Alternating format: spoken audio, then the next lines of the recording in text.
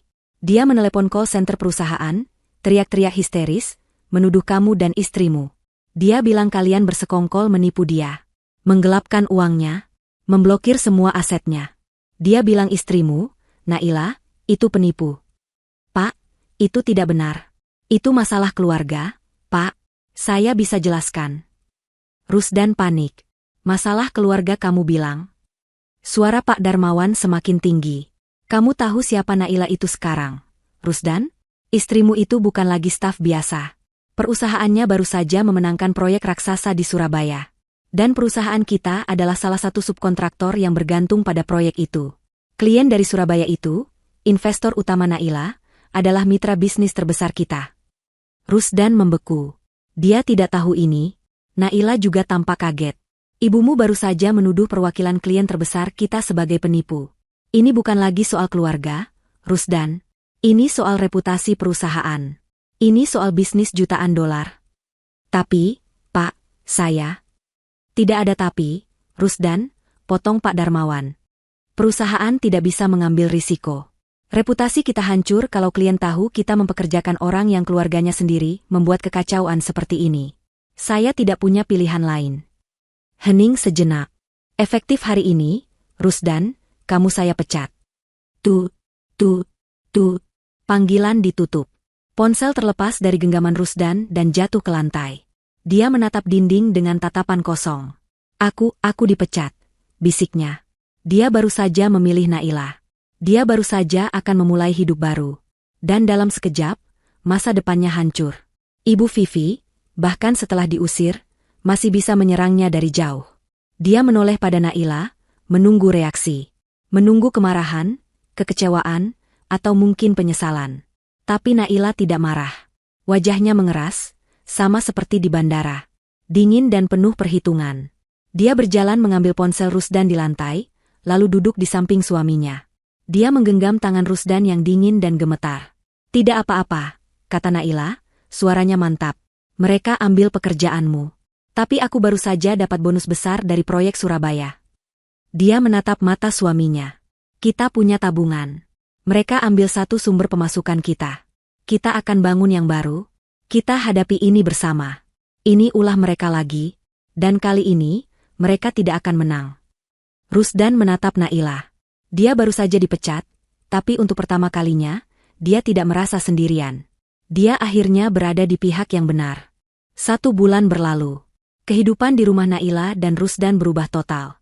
Rusdan, yang awalnya hancur karena dipecat, perlahan menemukan ritme baru. Naila tidak mengizinkannya terpuruk. Pagi-pagi sekali, dia membangunkan Rusdan. Mereka ingin kita hancur. Mas, kalau kamu diam saja, berarti mereka menang, kata Naila sambil menyodorkan secangkir kopi. Dengan dorongan Naila, dan menggunakan sebagian besar bonus proyek Surabaya, mereka membuat rencana. Rusdan selalu pandai memasak, sebuah bakat yang dulu sering dicemooh Ibu Vivi karena dianggap tidak jantan. Naila melihat itu sebagai peluang. Mereka memulai bisnis catering daring kecil-kecilan dari dapur rumah mereka. Spesialisasi, rendang Padang premium. Naila yang merancang kemasan, mengurus pemasaran di media sosial, dan mengelola keuangan. Rusdan yang menjadi koki utamanya.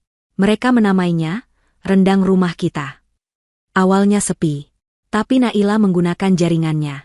Dia mengirim sampel gratis ke rekan-rekan bisnisnya. Dalam 2 minggu, pesanan mulai mengalir. Rasa otentik dan kemasan profesional membuat bisnis mereka viral di kalangan pekerja kantor. Rusdan yang tadinya murung, kini sibuk di dapur, menemukan kembali gairahnya. Dia tidak lagi merasa seperti suami yang gagal, dia merasa menjadi mitra. Naila sendiri semakin bersinar di kantornya. Kemenangan di Surabaya membuatnya menjadi bintang baru. Dia mendapat promosi dan kenaikan gaji yang signifikan. Dia dan Rusdan kini bekerja sebagai tim, saling mendukung, membangun kembali puing-puing pernikahan mereka di atas fondasi kejujuran dan kerja keras. Sementara itu, di bagian lain Jakarta, kehidupan Ibu Vivi dan Kanaya berjalan ke arah sebaliknya. Mereka kini tinggal di sebuah kontrakan petak di gang sempit di daerah padat penduduk. Jauh dari kemewahan mal dan restoran ber-AC. Mereka pindah ke sana menggunakan sisa uang refund tiket Naila, yang sebagian besar sudah habis untuk membeli tas dan membayar utang Jeng Rika. Kamar kontrakan itu berukuran 3 kali 4 meter. Pengap, panas, dan dindingnya berjamur. Hanya ada satu kipas angin kecil yang berputar lesu. Panas banget, Bu. Aku nggak tahan, keluh Kanaya, mengipasi wajahnya dengan majalah mode bekas. Dia berbaring di kasur lantai tipis. Diam kamu, bentak Ibu Vivi. Dia sedang mencoba menghubungi teman-teman arisannya. Ini Jeng Rika kenapa nggak angkat teleponku? Jeng Sinta juga. Sombong semua mereka. Kenyataannya, Jeng Rika telah menyebarkan berita ke seluruh lingkarannya. Berita bahwa Ibu Vivi dan Kanaya diusir dari rumah menantunya karena ketahuan mencuri dan memfitnah. Reputasi mereka hancur lebur. Tidak ada lagi yang mau bergaul dengan mereka. Mereka telah menjadi paria sosial. Kanaya mencoba melamar pekerjaan. Dia mengirim lamaran ke puluhan perusahaan untuk posisi resepsionis atau administrasi. Tapi dia tidak punya keahlian. Dia tidak bisa menggunakan Excel. Dia tidak bisa mengetik cepat. Dan yang terparah, sikapnya sombong saat wawancara. Dia ditolak di mana-mana. Masa gaji resepsionis cuma UMR? Bu, nggak cukup buat beli skincareku. Keluhnya setelah gagal wawancara kelima. Kamu pikir kita ini siapa? Cari kerja apa saja? Kanaya, Ibu sudah nggak punya uang. Uang mereka benar-benar habis. Mereka kini hidup dari sisa mie instan dan meminjam uang dari tetangga kontrakan, yang memandang mereka dengan curiga. Lalu, mimpi buruk yang sesungguhnya dimulai. Pembayaran yang dihentikan Naila sebulan lalu, kini jatuh tempo dengan denda yang besar. Suatu sore, 2 pria bertubuh besar dan berwajah seram menggedor pintu triplek mereka dengan keras. Ibu Vivi, Kanaya, bayar utang pinjol. Seluruh penghuni kontrakan keluar, menonton. Ibu Vivi pucat pasi. Saya nggak pinjam. Ini data KTP Kanaya. Utang 3 juta. Sekarang sudah jadi 5 juta sama bunganya. Bayar sekarang atau kami angkut barang kalian, bentak pria itu. Kanaya menangis histeris. Ibu Vivi terpaksa menyerahkan anting emas terakhir yang dia pakai. Para debt collector itu pergi sambil mengumpat. Rasa malu itu tak terhingga. Tapi itu belum selesai. Keesokan harinya, saat Kanaya sedang mencuci baju di sumur umum, sebuah truk derek dan 4 orang pria datang. Mereka mencari mobil sedan putih milik Kanaya, yang diparkir di mulut gang. Ini mobil atas nama Rusdan. Cicilan nunggak 2 bulan. Jangan Aan. Itu mobilku. Kanaya berlari, mencoba menghalangi. Mas Rusdan pasti bayar. Dia cuma lagi sibuk. Sudah dipecat dia, Mbak. Nggak usah banyak alasan, kata salah satu pria itu. Kanaya membeku. Dipecat? Dia tidak bisa berbuat apa-apa selain menjerit dan menangis saat mobil kebanggaannya, satu-satunya simbol statusnya yang tersisa, ditarik paksa dan dibawa pergi. Dia terduduk di jalan berdebu, menjadi tontonan warga satu gang. Malam itu, kontrakan sempit itu menjadi neraka. Ini semua gara-gara ibu. Kanaya menjerit, menyerang ibunya. Gara-gara kesombongan ibu. Gara-gara ide gila ibu membatalkan tiket Nailah. Hidupku hancur. Mobilku diambil. Aku malu, Bu. Malu. Dia memukuli Ibu Vivi. Ibu Vivi, yang harga dirinya sudah hancur, balas melawan. Mereka bergulingan di lantai, saling menarik rambut, saling mencakar, saling menyalahkan. Anak tidak tahu diuntung, jerit Ibu Vivi. Harusnya kamu yang kerja. Dasar pemalas. Kerja apa? Aku nggak bisa apa-apa. Ibu yang bikin aku jadi begini. Mereka kelelahan, menangis di tengah ruangan yang berantakan. Mereka kini benar-benar di titik terendah. Tiba-tiba, di tengah isakannya, Ibu Vivi berhenti. Matanya terbelalak. Dia teringat sesuatu. Sesuatu yang sudah lama dia lupakan. Dia merangkak ketumpukan tas lamanya yang teronggok di sudut. Dia membongkar salah satu tas tangan kuno miliknya. Di kantong rahasia di dalam tas itu, dia meraba sesuatu. Dia menariknya keluar. Sebuah buku tabungan kecil berwarna biru. Kanaya menatapnya bingung. Itu apa, Bu? Ibu Vivi membuka buku itu. Di halaman depan, tertera nama, Nailah. Ini. Desis Ibu Vivi, senyum licik perlahan terkembang di wajahnya yang lelah. Ini rekening dana darurat yang ibu paksa Nailah buka waktu dia baru menikah. Atas nama dia, tapi buku tabungannya ibu yang pegang. Untuk jaga-jaga, katanya. Dia melihat saldo terakhir yang tercetak. Masih ada puluhan juta rupiah di sana. Kita memang sudah miskin, Kanaya, kata Ibu Vivi, matanya menyala jahat. Tapi Nailah akan membayar untuk ini semua. Kanaya menatap buku tabungan itu. Tapi, itu atas nama Nailah. Tanda tangannya? Ibu Vivi tertawa. Tawa yang sama seperti di bandara. Kamu lupa, Nak? Wajahmu itu sedikit mirip Nailah. Apalagi kalau kamu pakai hijab. Dan soal tanda tangan itu bisa kita tiru. Ibu punya rencana. Malam itu, di kontrakan petak yang pengap, Ibu Vivi dan Kanaya tidak tidur. Mereka duduk bersila di lantai, diterangi satu lampu bohlam kuning yang redup. Di antara mereka tergeletak buku tabungan atas nama Nailah dan selembar kertas bekas yang penuh dengan coretan tanda tangan. Lagi, perintah Ibu Vivi, matanya menyala liar. Goresan, N-nya masih terlalu kaku. Ulangi, buat lebih halus, seperti orangnya yang sok lembut itu. Kanaya, dengan tangan gemetar, kembali meniru tanda tangan Nailah. Dia sudah mengulanginya lebih dari 100 kali. Rasa putus asa, lapar, dan malu akibat kehilangan mobilnya telah berubah menjadi kemarahan yang nekat. Dia tidak peduli lagi. Dia hanya ingin uang. Dia ingin pergi dari neraka ini. Begini, Bu, tanyanya, menunjukkan hasil terbarunya. Ibu Vivi mengamatinya, membandingkan dengan tanda tangan asli di slip setoran lama yang dia temukan terselip di buku itu. Ya, cukup. Ini sudah mirip sekali. Ibu Vivi lalu menatap wajah Kanaya. Wajah yang sembab dan kuyu. Besok, kamu mandi yang bersih. Pakai sisa bedakmu. Ibu menemukan hijab tua di lemari. Pakai itu. Hijab. Kanaya menatap jijik. Pakai saja. Agar wajahmu sedikit tertutup. Dan pakai masker. Bilang saja kamu sedang batuk, instruksi Ibu Vivi. Rencananya sudah matang. Kita akan pergi ke bank cabang tempat rekening ini dibuka. Itu di daerah kota tua, jauh dari kantor Nailah. Mereka tidak akan kenal dia di sana. Pagi harinya, Kanaya telah bertransformasi. Dia mengenakan gamis kusa milik almarhumah neneknya yang dia temukan di kardus, dan sebuah hijab instan berwarna coklat pudar. Wajahnya dipoles bedak seadanya dan dia memakai masker kain. Dia terlihat berbeda. Cukup berbeda untuk menimbulkan keraguan. Ingat, kata Ibu Vivi, mencengkeram lengan putrinya. Tundukkan wajahmu. Bicara pelan. Jangan menatap mata tellernya. Bilang kamu mau ambil semua uangnya. Alasanmu, untuk biaya operasi ibumu. Mereka menguras sisa uang receh terakhir mereka, untuk memesan ojek online ke bank di kawasan kota tua. Ibu Vivi tidak ikut masuk.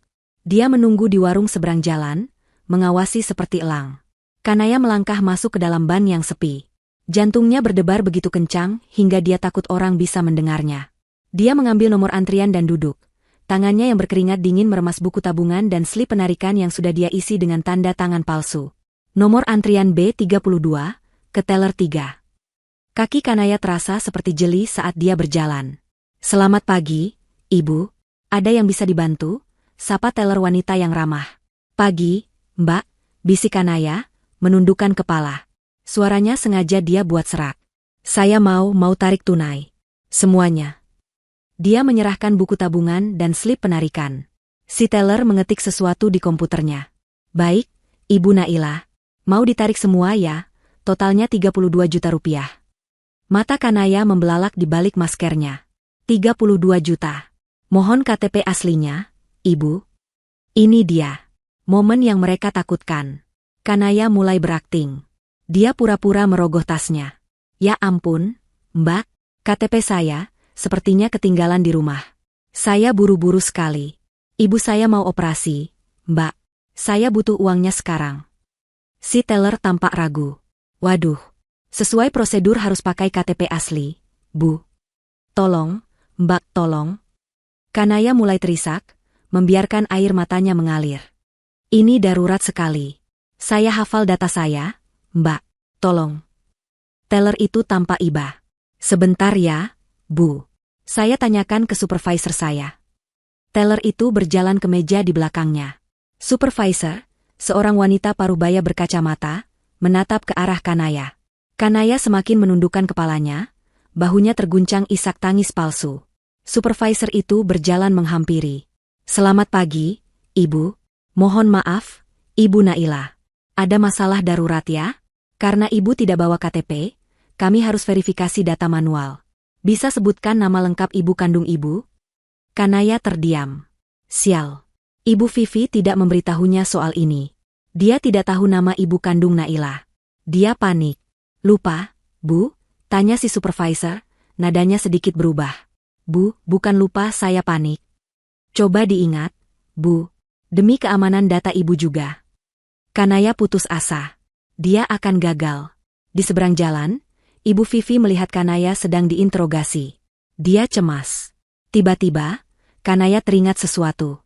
Saat dia berkemas dari rumah Naila, dia asal saja memasukkan beberapa kertas bekas dari meja rias Naila ke kardusnya. Dia ingat ada secari kertas fotokopi kartu keluarga. Dia merogoh tasnya lagi.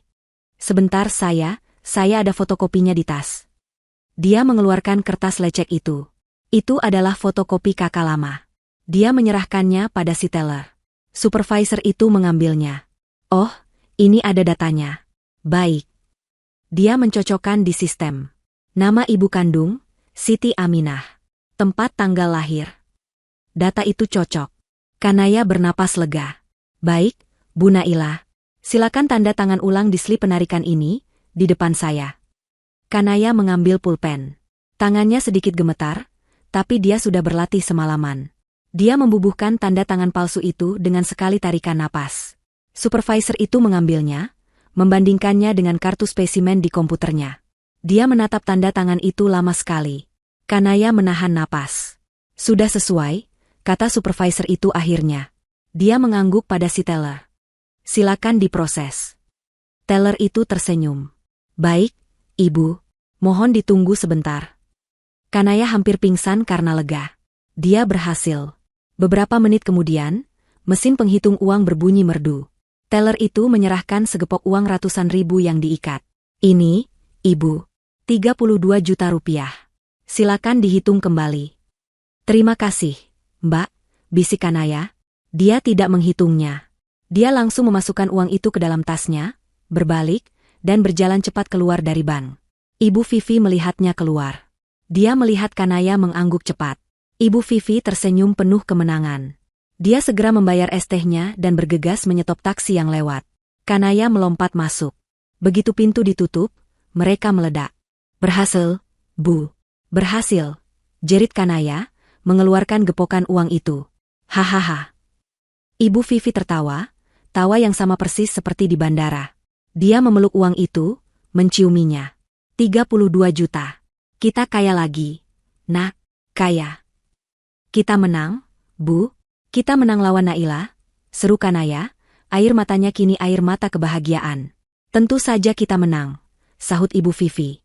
Lihat nanti, kita akan beli baju baru di mall. Kita pindah dari kontrakan busuk itu. Biar Naila tahu, kita tidak bisa direndahkan. Dia yang akan sengsara.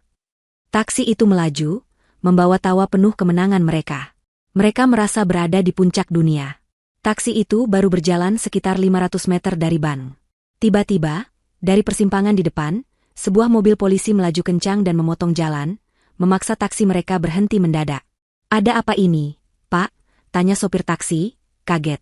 Sebelum sopir itu selesai bicara, sebuah mobil polisi lain berhenti rapat di belakang taksi mereka, memblokir jalan kabur. Ibu Vivi dan Kanaya membeku. Tawa mereka mati seketika. 2 petugas berseragam turun dari mobil depan, 2 lagi dari mobil belakang. Mereka berjalan serentak ke arah pintu belakang taksi. "Selamat siang," kata salah satu petugas, mengetuk kaca jendela dengan tegas. "Ibu Vivi dan Saudari Kanaya, mohon keluar. Anda kami tahan atas dugaan penipuan dan pemalsuan dokumen perbankan." Wajah Kanaya pucat pasi. Uang di tangannya terasa panas. "Tidak. Ini salah paham, Pak. Kami tidak." Ibu Vivi mencoba membantah. Pintu mobil di belakang mereka terbuka. 2 sosok keluar dari sana. Naila, berdiri tegak dengan hijab birunya, wajahnya tenang namun dingin. Di sampingnya, Rusdan, menatap ibu dan adiknya dengan ekspresi yang tak terbaca. Bukan marah. Bukan sedih. Hanya kekecewaan yang mendalam dan final. Mata ibu Vivi membelalak ngeri, menatap Naila yang berdiri di sana. "Kamu," jeritnya, suaranya pecah. "Kamu menjebak kami." Naila melangkah maju, tatapannya terkunci pada ibu Vivi. "Saya tidak menjebak ibu. Saya hanya membiarkan ibu menunjukkan sifat asli ibu. Uang itu adalah umpannya. Dan ibu memakannya mentah-mentah." Ruang interogasi di kantor polisi itu terasa dingin. Kanaya duduk gemetar di kursi besi, menangis sesenggukan. Di ruangan terpisah, ibu Vivi menolak berbicara, matanya menatap liar ke dinding, bibirnya komat-kamit melontarkan sumpah serapah. Di luar, Naila dan Rusdan sedang memberikan keterangan resmi. Di atas meja penyidik, barang bukti tersaji dengan rapi. Buku tabungan atas nama Naila, slip penarikan dengan tanda tangan palsu, segepok uang tunai 32 juta rupiah, dan rekaman CCTV bank yang sangat jernih. "Bagaimana Anda bisa tahu mereka akan datang hari ini, Bu Naila?" tanya penyidik. Naila menatap Rusdan, yang menggenggam tangannya erat.